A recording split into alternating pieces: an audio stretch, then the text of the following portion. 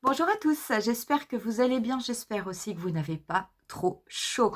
On se retrouve aujourd'hui pour une vidéo qui va être un tutoriel maquillage. On va reproduire ce look ensemble.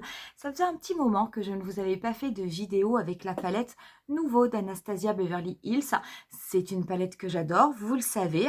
Et aujourd'hui, on va refaire ce look et on va utiliser entre autres la teinte Wings, qui est une teinte que l'on n'avait pas encore utilisée pour le moment.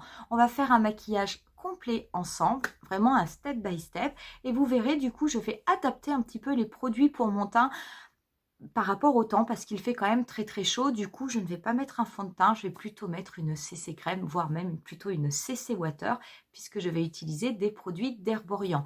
Vous retrouverez en barre d'infos la totalité des liens des produits que l'on va utiliser dans cette vidéo. Comme d'habitude, si jamais ça vous plaît, n'hésitez pas à mettre un petit pouce. Vous pouvez aussi vous abonner à ma chaîne pour me soutenir et si vous avez envie d'être tenu au courant de toutes mes prochaines publications. Pour ce qui est du maquillage, on ne traîne pas plus, on commence de suite. On va commencer avec les yeux parce que ce sont des fards qui sont quand même assez poudreux.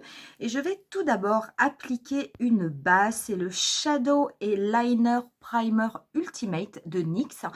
C'est une base que j'aime bien, je trouve qu'elle fonctionne assez bien. Je l'utilise pas très souvent, mais c'est une erreur. J'en applique bien sur la totalité de ma paupière mobile.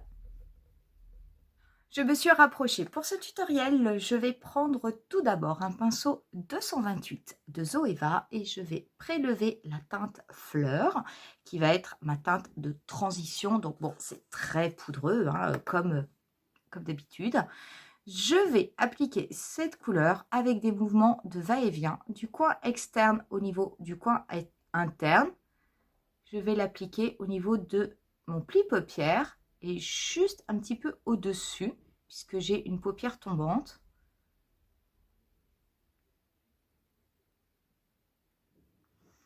C'est vraiment la teinte de transition parfaite. Très belle couleur.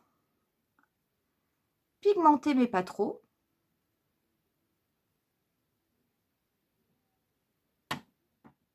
Je n'hésite pas à en remettre pour avoir un petit peu plus d'intensité.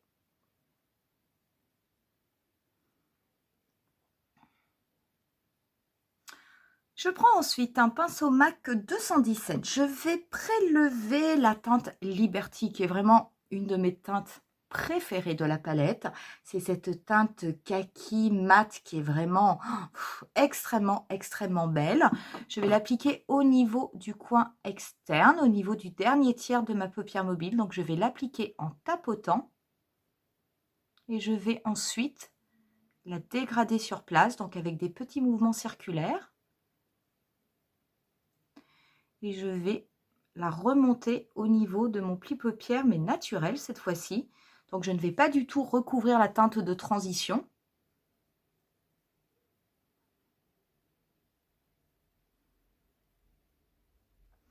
C'est une teinte qui se travaille vraiment extrêmement bien.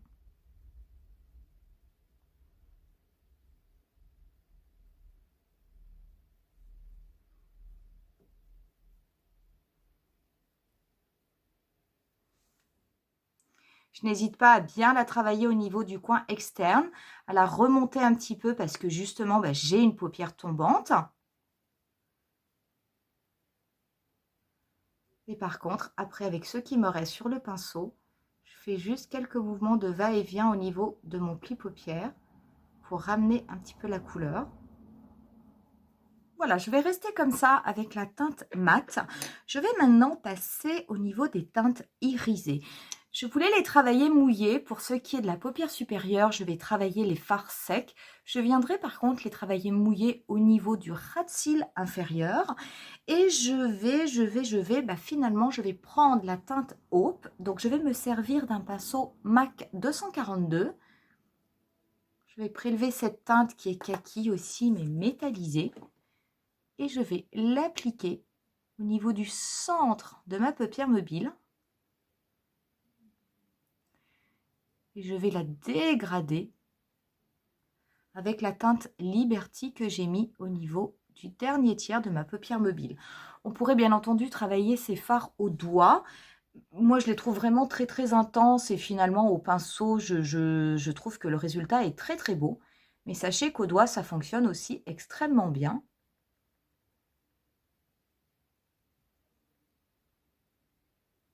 Je reprélève de haut pour aller un petit peu plus loin au niveau de ma paupière mobile. Et on reviendra juste travailler le coin externe.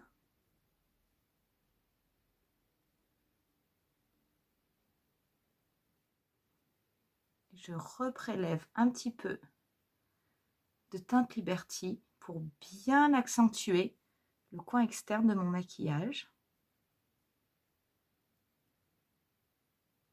Je vais retourner mon pinceau, j'ai quelques chutes, mais ça n'est pas grave parce que comme je n'ai pas fait mon teint, ça sera beaucoup plus facile à nettoyer ensuite avec une lingette. Je vais retourner mon pinceau 242 de MAC et je vais prélever cette teinte Wings que je n'avais pas encore utilisée dans un tutoriel, qui a des reflets métallisés sublimes, et je vais appliquer cette teinte au niveau du premier tiers de ma paupière mobile. Cette couleur est absolument magnifique. Les reflets sont très très beaux.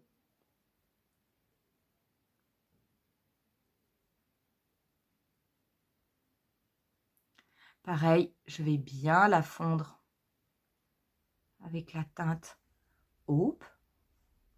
C'est vraiment très très très très beau. Je reprends mon pinceau du début qui m'avait servi à appliquer la teinte Fleur. Pareil, je ne reprends pas de fard, je ne reprends pas de matière. Je vais juste faire l'estompage final au niveau du dessus. Et ce sont des fards, mais très honnêtement, qui se travaillent tout seuls. Je prends un petit pinceau, celui-ci c'est le 232 Zoeva. Je vais prélever la teinte Isle que je vais déposer au niveau du coin interne de mon œil.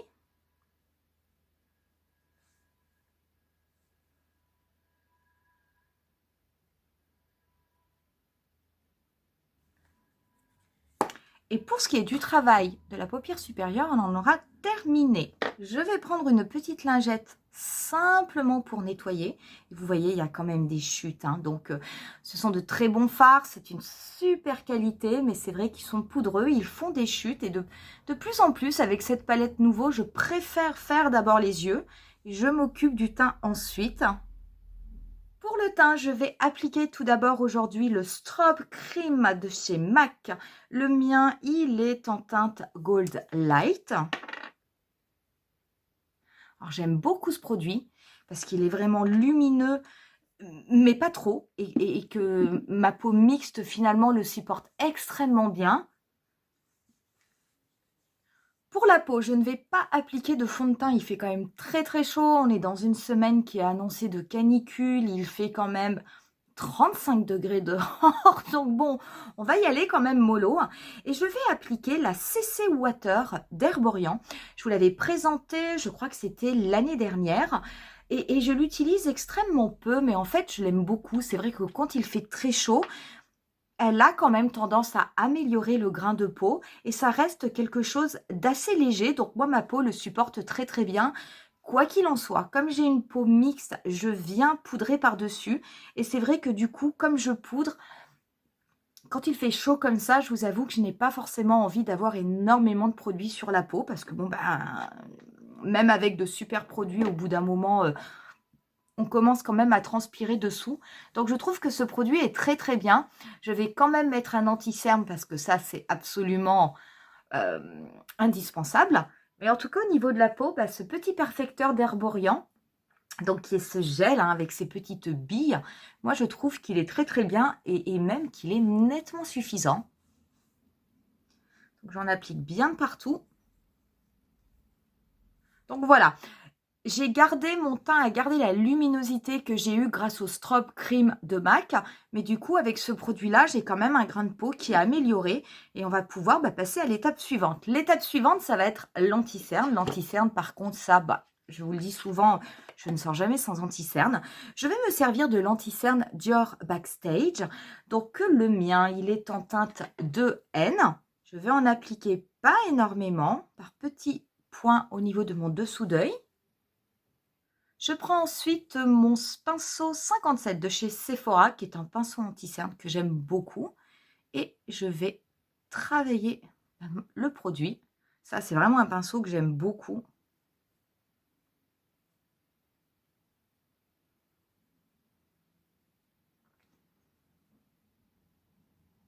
Faire attention à ne pas passer sur le fard que j'ai mis au niveau de la paupière supérieure. Je ne vais pas aller non plus trop proche de la racine de mes cils puisqu'on va mettre également des fards au niveau du ras de cils inférieur. Donc c'est pour éviter en fait qu'il y ait trop de matière.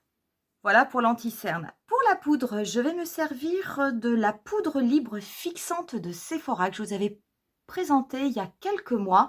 Cette poudre, elle est pas chère du tout, elle coûte 15 €. La mienne, je l'ai pris en 0, c'est la teinte universelle. Elle est néanmoins un tout petit peu teintée, mais sur ma peau, ça pose absolument aucun problème.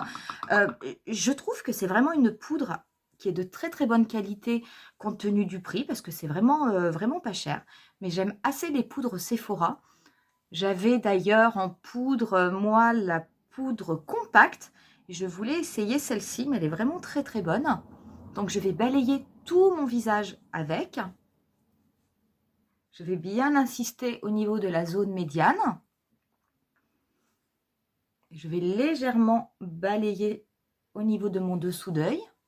J'ai fait mes sourcils hors caméra et avant de passer au mascara et au liner, je voulais vraiment faire mon ras de cils inférieur. Donc je vais prendre un petit pinceau smudge que je vais par contre humidifier avec du Fix Plus cette fois-ci. Et je vais prélever au niveau de la palette la teinte Hope, qui est la première teinte irisée que j'avais appliquée au niveau de mon œil. Donc je vais l'appliquer au niveau de mon ras de cils inférieur, mais au niveau du coin externe, et je vais aller jusqu'au milieu de mon ras de cils inférieur. Donc c'est une couleur qui va ressortir, qui va être un petit peu plus intense vu qu'on la travaille mouillée. Ça n'est pas une obligation, vous pouvez aussi travailler le fard sec si vous préférez. Par contre là, attention, parce que comme le teint est fait, éventuellement on pourrait avoir des chutes. Je remets un petit peu de Fix Plus sur mon pinceau et cette fois-ci, je vais prélever la teinte Wings. Pareil, je vais l'appliquer au niveau de mon ras de cils inférieur. Je vais faire l'autre moitié.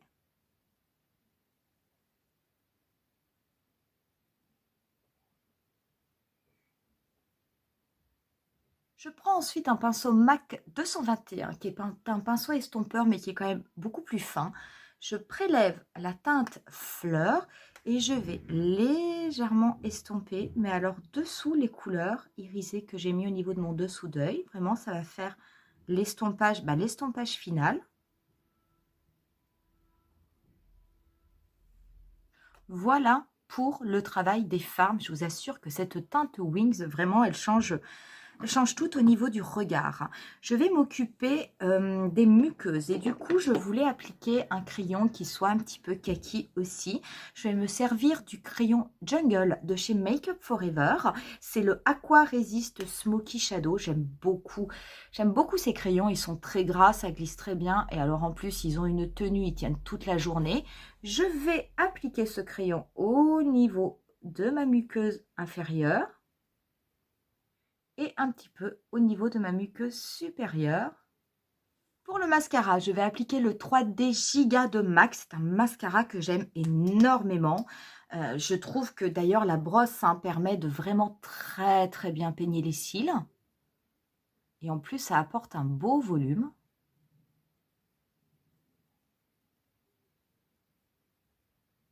Voilà ce que cela donne une fois qu'on a mis le mascara. Honnêtement, je n'ai mis qu'une couche en haut et en bas. Mais ce mascara, moi, je le trouve vraiment très, très bien. Je veux dire, il apporte du volume, il peigne, il sépare extrêmement bien les cils. Je ne mets jamais de couche et je trouve que le résultat est quand même vraiment très, très bien. On va venir finir le teint. Je vais me servir de la palette Tan Bronze and Glow de chez Natasha Denona. C'est un petit moment que je ne l'avais pas utilisé. Je vais prélever un tout petit peu du bronzer mat avec mon gros pinceau 03 de NYX. Je vais l'appliquer. Je vais en appliquer très peu. Oula, j'avais oublié que c'était autant pigmenté.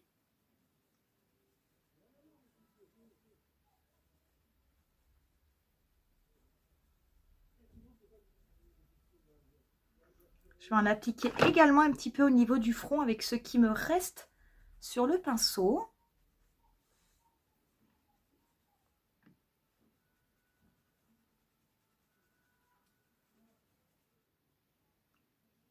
Comme d'habitude, j'en mets un petit peu au niveau des arêtes du nez.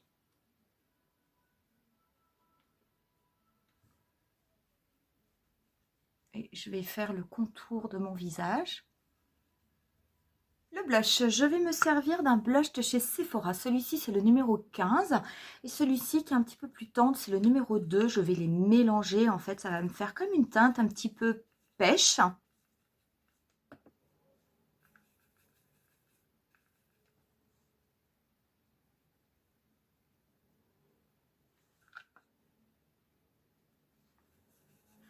Pour l'highlighter, je vais rester avec le Dandelion Twinkle de Benefit. Je le trouve vraiment extrêmement beau. Je vais en appliquer sur mon nez, un petit peu au bout du nez, au niveau de l'arc de Cupidon.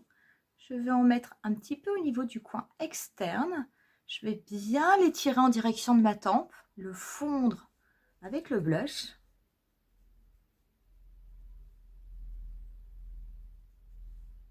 Pour les lèvres, je vais rester chez Anastasia Beverly Hills et je vais appliquer un des gloss qu'elle a sorti avec la palette, qui est le Amber Sparkle. J'aime vraiment beaucoup cette teinte, je la trouve extrêmement jolie. Je vais appliquer que ça sur les lèvres.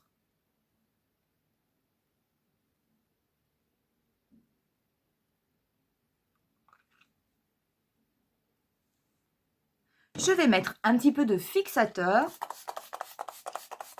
Et on en aura terminé avec ce look. Ça faisait un petit moment que je n'avais pas retravaillé la palette nouveau. C'est vrai que j'avais voulu espacer et puis vous montrer un petit peu d'autres choses. Mais je tenais vraiment à vous faire un tutoriel avec cette couleur Wings, qui est vraiment une couleur très belle, qui a des reflets métallisés. Je trouve que c'est une teinte sublime. Vous pouvez d'ailleurs, si vous avez envie de faire un mono, vous pouvez tout à fait appliquer Wings sur la totalité de votre paupière mobile. Simplement vous servir de la teinte fleur pour structurer, on va dire, la forme de votre maquillage. Croyez-moi, ce sera du plus bel effet. C'est vraiment une teinte très belle qui a tendance à agrandir le regard, à illuminer le regard. Et je ne l'avais pas encore travaillé dans mes tutoriels et vraiment, je trouve, ça fait partie, on peut dire, quasiment de mes teintes préférées parce qu'elle se travaille extrêmement bien. Ces reflets sont très beaux. Enfin, je trouve vraiment que cette palette est une vraie réussite. Mais vous le savez parce que je vous l'ai dit à chaque vidéo. Ce tutoriel, vous le retrouverez dans la playlist que je vous ai fait sur la palette nouveau. Je crois qu'on doit en être au 4e. Je vous en referai d'autres de temps en temps pour alimenter cette playlist parce que je peux vous assurer qu'avec cette palette, vous avez des possibilités infinies de maquillage. J'espère en tout cas que ce look vous aura plu. N'hésitez pas à me dire en commentaire si ça vous plaît, si ça ne vous plaît pas.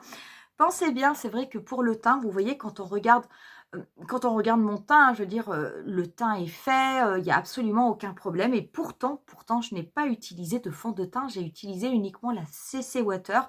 Par contre, oui, j'ai mis quand même de l'anti-cerne et j'ai juste poudré. Mais c'est vrai qu'avec ces fortes chaleurs, ça permet d'être maquillée et de ne pas avoir trop de choses sur le visage. Donc moi, je trouve que c'est une très bonne alternative. Et puis ma peau supporte extrêmement bien ce produit. Donc pareil, n'hésitez pas à me dire si l'été, vous changez un petit peu votre routine teint pour l'adapter justement à ces fortes chaleurs. Moi, je vous laisse avec quelques photos du look final et je vous dis rendez-vous à très bientôt pour une nouvelle vidéo. Bye!